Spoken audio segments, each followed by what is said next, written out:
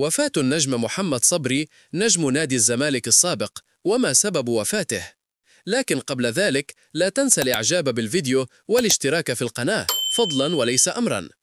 شهد الوسط الرياضي المصري اليوم حالة من الحزن الكبير بعد الإعلان عن وفاة نجم نادي الزمالك السابق محمد صبري، أحد أبرز لاعبي الجيل الذهبي للفريق، وذلك إثر حادث سير مأساوي في منطقة التجمع الخامس بالقاهرة.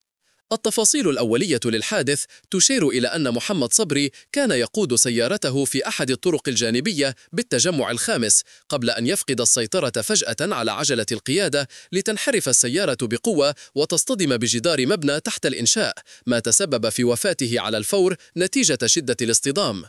رحيل محمد صبري شكل صدمة كبيرة لمحبي نادي الزمالك وجماهير الكرة المصرية، حيث عرفه الجميع كلاعب موهوب وصاحب بصمة واضحة في تاريخ النادي خلال فترة التسعينيات وبداية الألفية. بعد اعتزاله واصل صبري شغفه بكرة القدم من خلال العمل في التحليل الرياضي والظهور الإعلامي، حيث كان يقدم رؤيته الفنية بأسلوب هادئ ومحترم جعله قريبا من الجماهير.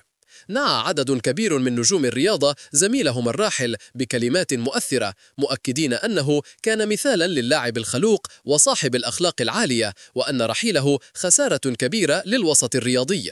رحم الله الكابتن محمد صبري وأسكنه فسيح جناته، وألهم أسرته وجماهيره ومحبيه الصبر والسلوان.